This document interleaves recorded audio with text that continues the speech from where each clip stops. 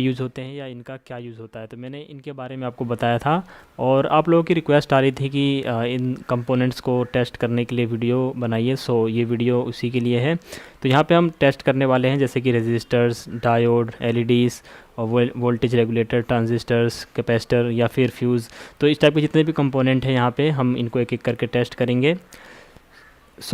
Test करने के लिए हमारे पास यहाँ पे दो मल्टीमीटर्स हैं, जैसे कि मेरे पास एक ये ऑटोमेटिक रेंजिंग मल्टीमीटर है, बट इसका यूज़ मैं ज़्यादा नहीं करूँगा क्योंकि ये हर किसी के पास ऐसा मल्टीमीटर है नहीं।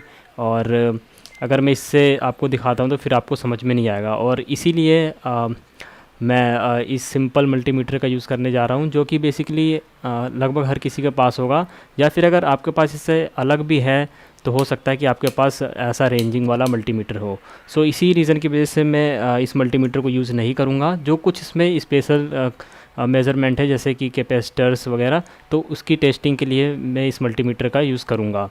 चलिए दोस्तों स्टार्ट करते हैं। दोस्तों, कोई भी कंपोनेंट टेस्ट करने से पहले कुछ इंपॉर्टेंट चीज़ें होती हैं जो आपको हमेशा ध्यान में रखना चाहिए। जैसे कि अगर आप कोई भी कंपोनेंट टेस्ट कर रहे हैं तो ये बेहतर होता है कि उसमें से जो भी पावर सप्लाई है या फिर जो उसमें पावर लगी है उसको हमेशा ही हटा देना चाहिए। अगर आप ऐसा नहीं करते तो आपका मल्टीमीटर ख़राब हो सकता है, प्लस जो आपके मेज़रमेंट अगर गलती से आती भी हैं तो वो भी सही नहीं होंगी।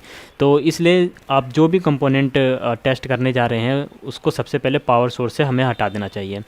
दूसरा, उसके बाद जो सबसे इम्पोर्टेंट पॉइंट ये है कि जो भी आप कंपोनेंट टेस्ट कर रहे हैं अगर वो पीसीबी में लगा हुआ है या किसी सर्किट में लगा हुआ है तो उसे आपको उस सर्किट से निकालना होगा। जैसे कि अगर आपको डायोड टेस्ट करना है तो बेसिकली डायोड या फ्यूज़ तो मेनली आप कर भी सकते हैं, बट और जो कंपोनेंट्स है जैसे कैपेसिटर्स या फिर सिंपल रेजिस्टर वगैरह या और भी कंपोनेंट, उन सबको आपको बाहर निकालना होता है उस सर्किट से, उन सर्किट से आइसोलेट करना होता है। अदरवाइज़ जो आपको रीडिंग मिलेगी वो गलत होगी और आप उसको सही तरीके से टेस्ट नहीं कर पाएंगे। तो जो भी चीज़ें हैं, जो भी कंपोनेंट्स हैं, उनको सबसे पहले आपको उस सर्किट से हटाना होगा।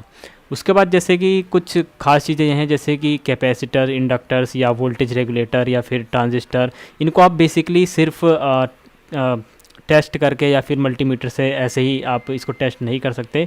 और जैसे कि कैपेसिटर और इंडक्टर्स हैं, इनको बेसिकली टेस्ट करने के लिए आपको स्पेशल मल्टीमीटर्स का यूज़ करना होता है। जैसे कि यहाँ पर जो मेरे पास ये मल्टीमीटर है इसमें हम कैपेसिटर टेस्ट कर सकते हैं, बट मैं आपको बताऊंगा कि किस तरीके से छोटे इंडक्टर या कैपेसिटर को हम बिना किसी स्पेशल मल्टीमीटर के भी टेस्ट कर सकते हैं। वैसे तो हम ये नहीं इससे टेस्ट कर सकते कि कैपेसिटर कितने माइक्रोफेरेड का है, बट हम ये अंदाज़ा लगा सकते हैं कि जो कैपेसिटर है वो सही है या नहीं।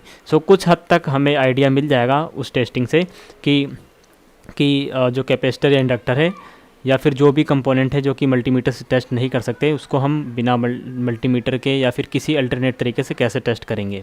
तो दोस्तों, सबसे पहले हम शुरुआत करेंगे फ्यूज़ से। जैसा कि आप फ्यूज़ के बारे में जानते ही होंगे, फ्यूज़ बेसिकली प्रोटेक्शन के लिए यूज़ होता है और फ्यूज़ लगभग हर कंपोनेंट में या हर अप्लायंस में लगा होता है। फ्यूज़ का बेसिकली काम ये होता है कि ये करंट को लिमिट करता है। ये करंट को एक लिमिटेड अमाउंट में फ़्लो करने देता है। जैसे एग्जांपल के लिए अगर हमारे डिवाइस पे 6 एम्पियर ही फ़्लो करना है, उससे ज़्यादा फ़्लो नहीं करना, तो हम 6 एम्पियर का फ्यूज़ यूज़ करते हैं। तो जैसे ही अगर 6 एम्पियर से ज़्यादा करंट फ़्लो होता है, फ्यूज़ में जो तार होता है छोटा सा, जो फ्यूज़ में पतला सा वायर होता है वो ब्लो हो जाता है और इस तरीके से हमारा कंपोनेंट बच जाता है। तो फ्यूज़ को टेस्ट करने का बहुत तरीका इजी है। हमें मल्टीमीटर को बज़र, बीप मोड या फिर डायोड मोड में या फिर कंटिन्यूटी टेस्ट मोड में स्विच करना होता है। जैसे कि इस मल्टीमीटर में यहाँ पे है, तो सबसे पहले हम इसे यहाँ पे सेट कर देते हैं। तो इसको सेट करने के बाद अब हम इसे टेस्ट कर सकते हैं। तो सबसे पहले आपको क्या करना है कि लीड्स को आपको चेक कर लेना है कि मल्टीमीटर सही तरीके से वर्क कर रहा है कि नहीं। जैसा कि अगर आपको बीप मिलती है मतलब सब कुछ ओके है।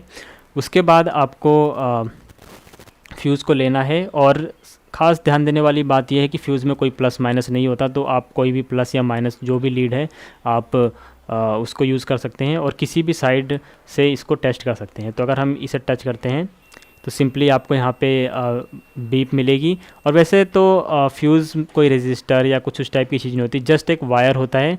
बट ख़ास बात यह है कि ये वायर कुछ इस तरीके से डिज़ाइन होता है कि एक लिमिटेड अमाउंट में ही करंट इसके थ्रू फ्लो हो सकता है, तो ये फ्यूज़ का काम होता है।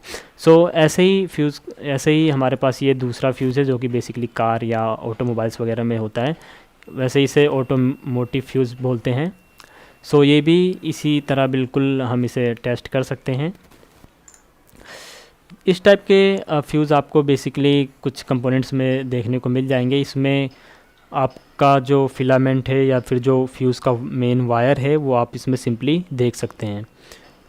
सो अगर हम इसको भी टेस्ट करते हैं तो ये भी फ्यूज़ ओके है। उसके बाद हम रेजिस्टर्स को टेस्ट करेंगे कि जो रेजिस्टर्स हैं इनको कैसे टेस्ट किया जाता है।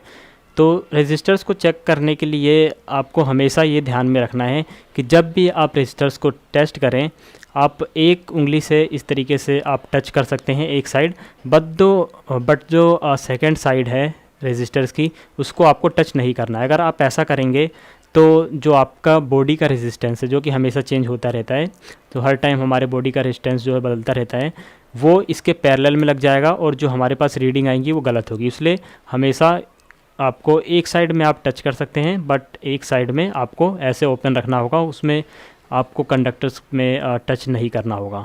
तो रेजिस्टर्स को नापने के लिए सबसे पहले आपको हाईएस्ट रीडिंग में जा सकते हैं या फिर लो से भी आप स्टार्ट कर सकते हैं। जैसे कि यहाँ पे जो मेरे पास रजिस्टर है ये बहुत ज़्यादा ओम का है, जैसे कि ये 1 मेगा ओम का रजिस्टर है। सो इसको ट्राई करते हैं। तो जैसा कि हमने इसे 2000 किलो ओम पे सेट कर रखा है, और अगर हम इसमें टेस्ट करते हैं तो हमें यहाँ पे 1000 मिल रहा है। सो 1000 और के मतलब 1000 जो कि इक्वल हुआ 1 मेगा ओम। ऐसे ही इसको हम इस मल्टीमीटर से भी टेस्ट कर सकते हैं, क्योंकि इसमें जो रीडिंग्स आती हैं वो बहुत इजी होती हैं पढ़ने में। जैसे कि इसको हमने यहाँ पे सेट कर दिया, सो यहाँ पे हमें रीडिंग मिल रही है 1 मेगा ओम। सो 1.009 मेगा ओम का यहाँ पे रजिस्टर है। इसी तरह हम दूसरे रजिस्टर्स को भी मेज़र कर सकते हैं, जैसे कि यहाँ पे एक ये अननोन रजिस्टर है। सो इसे भी हम इसी तरीके से टेस्ट करेंगे। और यहाँ पे ख़ास ध्यान दीजिए कि मैं यहाँ पे जो सेकंड साइड है, यानी कि जो सेकंड साइड है वहाँ पे मैं इसे टच नहीं कर रहा हूँ, अदरवाइज़ मेरी बॉडी का जो रेजिस्टेंस है वो भी इसमें ऐड हो जाएगा। इस एग्जांपल के लिए मैं आपको करके दिखाता हूँ।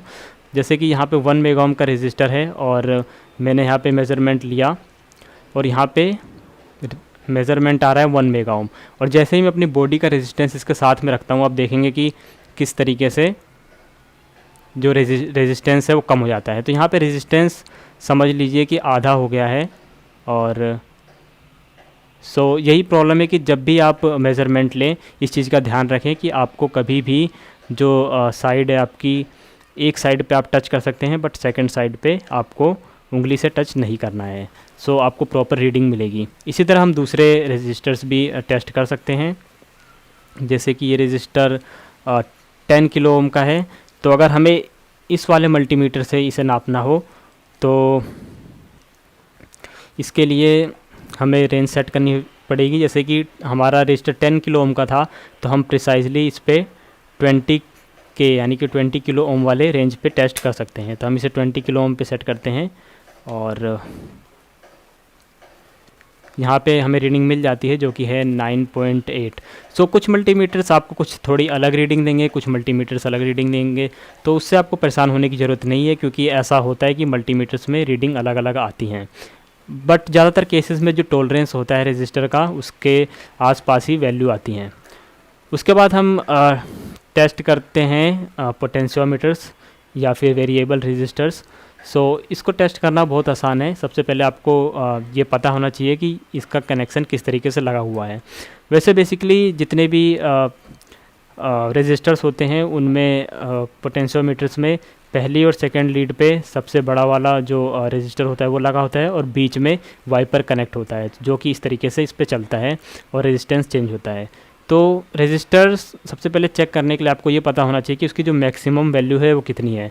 तो जब आप पोटेंशियोमीटर लेंगे तो सिंपली उस पर लिखा होगा, जैसे कि यहाँ पे लिखा हुआ है B100K, यानी कि 100 किलो ओम का ये पोटेंशियोमीटर है। सो यहाँ पे 100K हम यहाँ पे मैच करेंगे, जैसे कि हम इसे 200K में लगा सकते हैं, तो हम इसको 200K पे सेट करेंगे। और उसके बाद आप इस तरीके से पहले टेस्ट कर सकते हैं कि जो यहाँ पे लिखा हुआ है वो उतना है कि नहीं। तो अगर हम इसे टच करते हैं यहाँ पे सामने की लीड पे, तो 102 किलो ओम आ रहा है। सो ये टॉलरेंस के अंदर है, हम इसे एक्सेप्ट कर सकते हैं। ऐसा ज़रूरी नहीं है कि 100 एकदम करेक्ट आपको रेजिस्टेंस मिले। उसके बाद हमें बीच वाली लीड से और किसी साइड वाली लीड से टेस्ट करना होता है, जैसे कि हम किसी साइड भी टेस्ट कर सकते हैं। और उसके बाद अब जब नोब को घुमाएंगे तो रेजिस्टेंस चेंज होगा। अगर रेजिस्टेंस सही तरीके से प्रॉपरली चेंज नहीं होता है, या अचानक फ्लक्चुएट होता है, या बहुत ज़्यादा या बहुत कम अचानक हो जाता है, मतलब कि पोटेंशियोमीटर सही नहीं है। तो इसी तरह एक साइड से और फिर इसी तरह सेकंड साइड से भी हमें टेस्ट करना चाहिए। जैसे कि इसमें हमने इस साइड से टेस्ट किया, तो यहाँ पर अभी रेजिस्टेंस कम हो रहा है और यहाँ पे रेजिस्टेंस धीरे धीरे बढ़ रहा है। यहाँ पे ये जो पोटेंशियोमीटर है ये हमने टेस्ट कर लिया है और ये सही है। तो ज़्यादातर प्रॉब्लम पोटेंशियोमीटर में ये आती है कि ये चलते चलते इसका जो वाइपर है अंदर वो ढीला हो जाता है, और इस तरीके से कभी रीडिंग्स कम आती हैं तो कभी ज़्यादा आती हैं, यानी कि रीडिंग्स ज़्यादातर गलत आती हैं। इसी तरह हमारे पास ये ट्रिमर भी है, इसे ट्रिमर पोटेंशियोमीटर बोलते हैं। इसके ख़ास बात ये है कि ये मल्टी टर्न है, यानी कि जैसे कि उसमें हमने 360 डिग्री या फिर उससे थोड़े कम डिग्री पे घुमाते हैं फुल रोटेशन के आसपास, तो उसमें 0 से 100 किलो ओम तक उसमें रेजिस्टेंस जो है चेंज होता है। बट इस केस में हमें इसे 10 बार घुमाना होगा। यहाँ पे जो इसकी नोब है जिसको हम किसी स्क्रू ड्राइवर से घुमाएंगे, जब हम इसे घुमाते हैं तो इसका जो 10 किलो ओम का रेजिस्टेंस है, जैसे कि 10 किलो ओम का है, तो वो रेजिस्टेंस हम अगर 10 बार उसे रोटेट करेंगे तब जाके 0 टू 10 किलो ओम या फिर 10 किलो ओम टू 0 ओम पे फ्लक्चुएट होगा, यानी कि ये बहुत प्रिसाइज़ है। इसको भी बेसिकली उसी तरह टेस्ट करेंगे, जैसे कि अगर हम इसके साइड बाय साइड टेस्ट करते हैं, क्योंकि इसका पिन आउट उसका पिन आउट सेम है। ये भी लगभग 10 किलो ओम के आसपास है, तो 9.8 किलो ओम। और इसी तरह बीच वाले वायर से जिसमें वाइपर लगा हुआ है उसे टेस्ट कर सकते हैं। तो यहाँ ये अभी 9.6 किलो ओम पे सेट है। अगर हम इसे घुमाते हैं किसी साइड पे तो इसका जो रेजिस्टेंस है वो चेंज हो जाएगा, और उसमें जो फ्लक्चुएसन है उसमें हम देख सकते हैं। इस तरीके से हम पोटेंशियोमीटर या फिर ट्रिमर पोटेंशियोमीटर को भी टेस्ट कर सकते हैं। उसके बाद हमारे पास यहाँ पे LDR है। LDR को भी टेस्ट करना बहुत ईजी है। जैसा कि आप जानते हैं कि LDR एक लाइट डिपेंडेंट रेजिस्टर होता है, तो ये भी जस्ट एक रेजिस्टर है और इसका भी हम रेजिस्टेंस नाप सकते हैं। LDR को नापने के लिए सिंपली हम रेजिस्टेंस मोड को यूज़ करते हैं, और जो LDR होता है उसकी कुछ रीडिंग होती है, कुछ फिक्स रीडिंग्स में LDR मिलते हैं, और उनका कुछ एक हाईएस्ट रेजिस्टेंस होता है। जैसे कि इस टाइम जब कुछ हद तक थोड़ी बहुत लाइट है, यहाँ पे 17 किलो ओम यहाँ पे रेजिस्टेंस है, और जैसे जैसे इसके सामने अंधेरा होगा ऐसे ही इसका रेजिस्टेंस बढ़ता जाएगा। तो आपको लगभग ये 100K के आसपास का है, क्योंकि मैंने अभी इसे पूरी तरीके से ढक दिया है। तो 100 टू 120 किलो ओम के आसपास इसका मैक्सिमम रेजिस्टेंस है, और मिनिमम रेजिस्टेंस जल्दी पता लगाना मुश्किल है, क्योंकि अगर इस पर आप लाइट देंगे तो इसका रेजिस्टेंस कम होता जाएगा। तो इस तरीके से हम LDR को टेस्ट कर सकते हैं। उसके बाद हम टेस्ट करेंगे डायोड को। तो जैसे कि हमारे पास यहाँ पे बहुत से डायोड हैं। जैसे कि ये है N4007, जो कि बहुत ही बेसिक रेक्टिफायर डायोड है, बेसिकली रेक्टिफिकेशन के लिए हम यूज़ करते हैं। इसको हम टेस्ट करेंगे। तो इसको भी टेस्ट करने के लिए हमें मल्टीमीटर को कंटिन्यूटी या बज़र मोड में रखना होता है, जो कि जिसमें हमने फ्यूज़ को चेक किया था, और यहाँ पे डायोड का सिंबल भी दिया हुआ है। डायोड जैसा कि हम जानते हैं कि सिर्फ एक साइड में, यानी कि एक तरफ से इसमें करंट फ्लो होता है, और इसलिए अगर हम प्लस माइनस सही लगाते हैं तभी जाके इसमें करंट फ्लो होता है।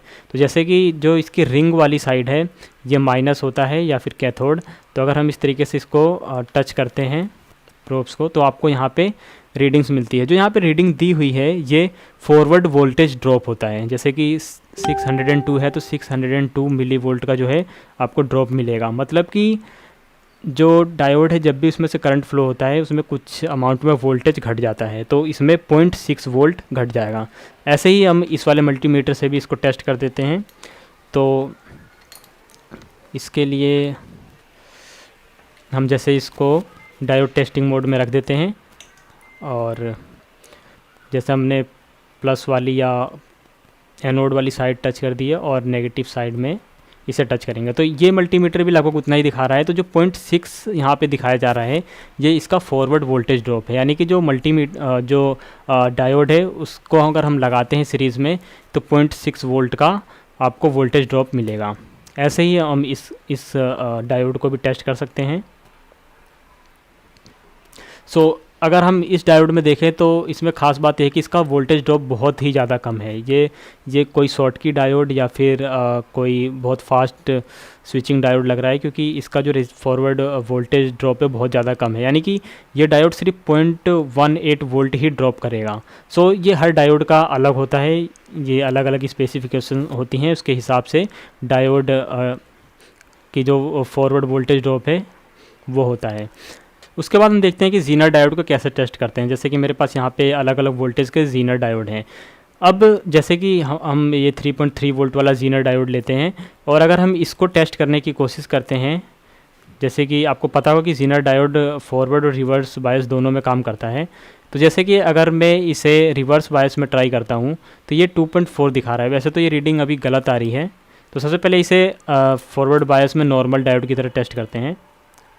तो यहाँ पे हमें नॉर्मल डायोड की तरह किसी 0.752 वोल्ट का ड्रॉप यहाँ पे देखने को मिल रहा है, जो कि बेसिकली थोड़ा ज़्यादा है किसी जीनर डायोड किसी जर्मेनियम डायोड के लिए।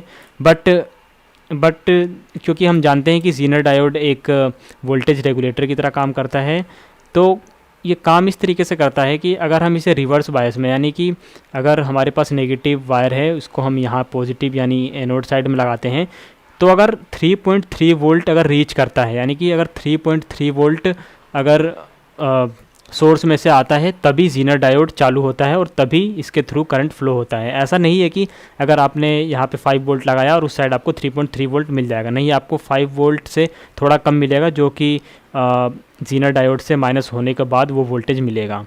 तो मतलब ये है कि जीनर डायोड सिंपली सीरीज़ करने पे वोल्टेज रेगुलेटर की तरह काम नहीं करता, और इसलिए हम अगर इसे रिवर्स बायस में लगाते हैं तो जो वोल्टेज हम सप्लाई करते हैं उसके आसपास का वोल्टेज हमें मिलता है। तो इसको हम मल्टीमीटर से तो बेसिकली टेस्ट नहीं कर सकते, लेकिन इसका सबसे अच्छा तरीका यह है कि अगर आपके पास वेरिएबल पावर सप्लाई है तो आप यहाँ पे इसको रिवर्स बायस में लगाएंगे, और जैसे ही आप इसके थ्रेशोल्ड वोल्टेज पे रीच करेंगे और जैसे ही उस वोल्टेज को क्रॉस करेंगे जीनर डायोड काम करने लगेगा। और वैसे भी अगर आपको सिंपली टेस्ट करना है तो आप इसको फॉरवर्ड बायस में किसी नॉर्मल डायोड की तरह डायोड मोड पे मल्टीमीटर से टेस्ट कर सकते हैं, और आपको पता चल जाएगा कि हाँ जीनर डायोड सही है। उसके बाद हम LEDs टेस्ट करेंगे कि LEDs को मल्टीमीटर से कैसे टेस्ट करना है। तो LEDs तो बहुत आसान है, आप बेसिकली कोई भी पावर सोर्स लगाकर LED को चेक कर सकते हैं। जैसे कि यहाँ पे मेरे पास ये कुछ 5 मिलीमीटर LED है और कुछ 3 मिलीमीटर LED हैं। तो जैसे कि हम LED को डायोड टेस्टिंग मोड पे टेस्ट कर सकते हैं, क्योंकि LEDs भी डायोड होती हैं। सो हम इस तरीके से वायर्स को लगाते हैं, तो कुछ LEDs आप देखेंगे कि कुछ LEDs जलती हैं, और जैसे कि जो यहाँ पे रीडिंग आ रही है, यहाँ पे जो रीडिंग आ रही है ये रीडिंग ये बताती है कि जो ये LED है या फिर ये जो डायोड है इसका फॉरवर्ड वोल्टेज ड्रॉप क्या है, यानी कि इसका फॉरवर्ड वोल्टेज ड्रॉप है 1.7 वोल्ट। यानी कि अगर आप इस LED को 1.7 वोल्ट से जलाते हैं तो आपको कोई प्रॉब्लम नहीं होगी, LED सही तरीके से वर्क करेगी। इसी तरह हर LED का कलर के हिसाब से फॉरवर्ड वोल्टेज ड्रॉप या जो उनको वोल्टेज चाहिए होता है वर्क करने के लिए वो अलग होता है। जैसे कि इस LED का अलग था, और ऐसे ही अगर हम दूसरी LED टेस्ट करेंगे तो उसका जो फॉरवर्ड वोल्टेज ड्रॉप है वो डिफरेंट होगा। तो जैसे कि इसका फॉरवर्ड वोल्टेज ड्रॉप आ रहा है 2.2 वोल्ट, तो यानी इस LED को 2.2 वोल्ट चाहिए वर्क करने के लिए। ऐसे ही अगर हम इस LED को टेस्ट करते हैं जो कि एक ब्लू कलर की LED है, सो इसका जो फॉरवर्ड वोल्टेज ड्रॉप है ये ज़्यादा होगा। वैसे तो यहाँ पे हमें 3.6 वोल्ट देखने को मिल रहा है, बट एक्चुअल में इस एलईडी का जो फॉरवर्ड वोल्टेज ड्रॉप है वो इससे ज़्यादा है। सो हमेशा आप ये रीडिंग देखकर नहीं बता सकते कि जो फॉरवर्ड वोल्टेज ड्रॉप है वो कैसा है, कितना एलईडी का है। इसके लिए आपको एलईडी की डेटा शीट वगैरह देखनी होगी।